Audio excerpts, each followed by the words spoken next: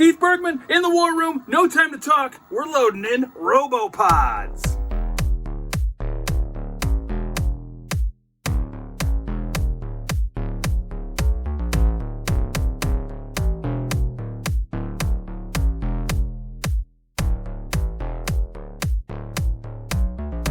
As home computers took off in the mid-'80s, riding out the video game industry crash and becoming the platform of choice for serious gamers, England unleashed an explosion of cheap games on cassette tape for the big platforms of the day: the Commodore 64, ZX Spectrum, Amstrad CPC, and the Dragon 32. Disk drives were expensive, and cassette users were an established market, so the shops were flooded with games, some as cheap as £1.99.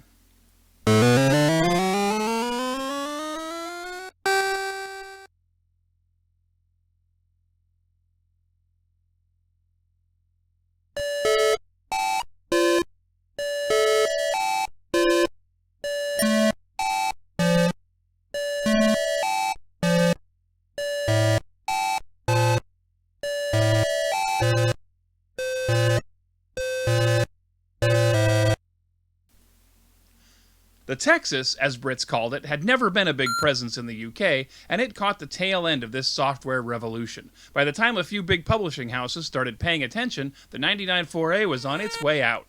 And games written in TI's Console Basic were, by definition, slow and ponderous, unable to take advantage of the computer's sprite graphics or other capabilities. It was a textbook catch-22. To be impressive, the computer needed lots of add-on hardware, and nobody was going to buy the add-on hardware until they saw the computer do something impressive.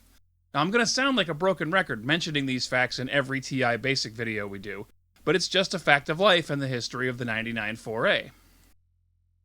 But the TI caught the first ripples of the wave, and some larger companies, including Thorn EMI and Sir Richard Branson's own Virgin Games, dipped a toe into the TI market. While Thorn EMI's games, including the War Games-inspired Computer War, were planned for cartridges and eventually released on disc, Virgin went all in with a series of TI Basic cassette games, and Robopods by Malcolm Adams is the most well-known of these. You'll note that I'm doing a lot of voiceover in this video. I'm trying to show you one complete, unedited Robopods session and fill the time it takes the computer to process the game and get it running. Keep in mind that what you're seeing on the screen now would be starting up after 3 to 5 minutes of cassette loading noises while the code transferred from standard audio tape through a cassette player into the 99.4a's RAM via cable. People in the modern era have figured out how to convert these noises to WAV files and load them into the original hardware that way, and to those people I say, get a damn disk drive already. Anyway, back to Robopods, which are apparently landing on Earth with hostile intent and are wired to detonate. You, our plucky hero, must disarm each one in numerical order by crawling up inside each pod. And to make matters worse, not only have aliens seeded the ground with landmines, but for some perplexing reason, you can't walk back over your existing footprints without dying. Clearly, this is a mission that will require some cool thinking and careful planning. Luckily, you'll have gobs of time to do just that. I mean, did you see how long those instructions just took to display? Robopods has really nice graphics and a cute little Close Encounters-esque song we just heard a little bit ago, and those things all take time for the computer to execute.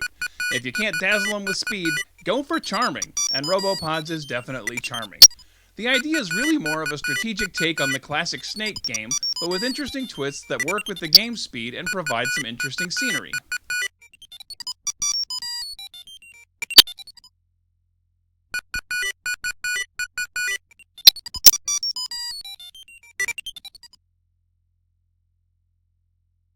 Now, some of you might be wondering, is there anything in the modern age to be done about the game's speed?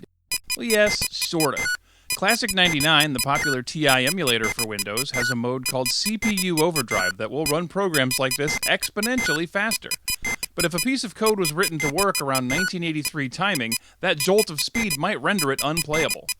Robopods gives you a time limit to defuse all the pods on the screen, and in CPU Overdrive mode, that clock ticks down in literally a second or two, leaving you with no chance to scamper around the screen and fast forward. Another option is compiling. Since the old days, folks have invented ways to run basic code through a process that turns it into assembly language, a much faster way to communicate with the computer. In some cases, a program will run a whopping 30 times faster after being compiled. but the timing issues don't fix themselves, often requiring a major rewrite to the game code before music plays properly, characters move correctly on the screen, or keyboard and joystick input registers as it should. These methods also render the games unable to be loaded and saved from the format that brought them into the world, the humble cassette. At some point, it almost seems better to just embrace the game as it is, which is sort of our policy here in the War Room. I mean, sometimes it's fun to slow cook, you know? Whether you want to see what life was like in 1983 or just play a different kind of game with a totally different vibe, there's really no substitute for firing up an emulator, or better yet, real hardware, and letting a game like Robopods set the terms of your schedule for a while. I wouldn't go so far as to call TI Basic Gaming self-care, but it is a nice change of pace, and in a time when people are embracing cozy gaming as a way to be more demure and mindful, TI Basics over here like, hey man, that has been my jam since 1979.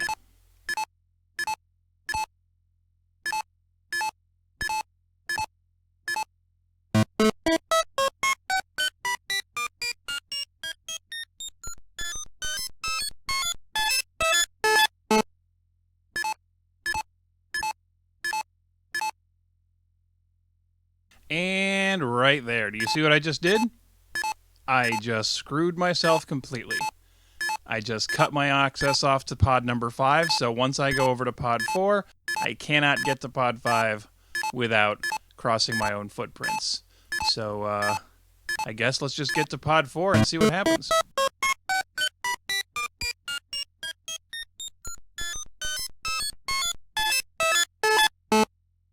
Hold up, what in the plot twist is this?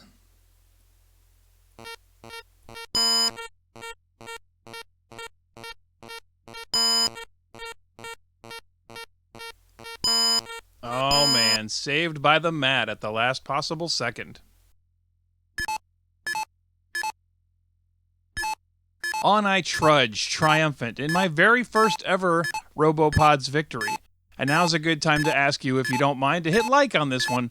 And if you're really interested in these, hit subscribe, because we do Tales from the War Room once a week. And I also do the Dev Blog once a week, where I talk about games like this that I'm creating myself in 2024 to hopefully give a little bit back and to add to the awesome catalog of underrated and undiscovered gems for this computer.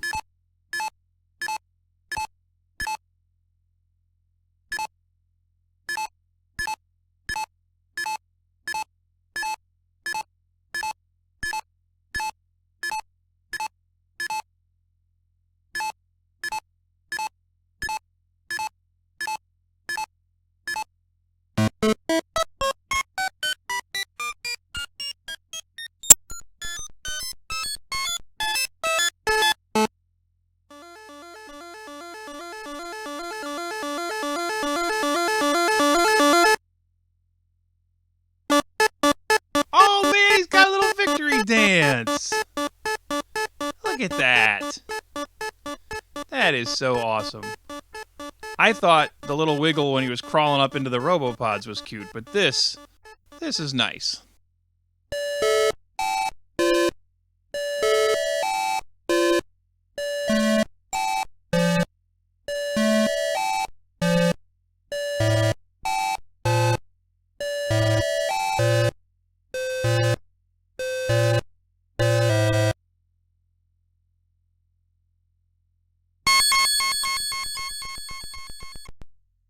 And that's that. That's one game of Robopods. Now, there are higher levels with more pods and more difficulty, but I feel like this is the longest video in the world already, and I appreciate you sticking with us this long. I think we'll do something a little more fast-paced next week, and we'll see you then in the War Room.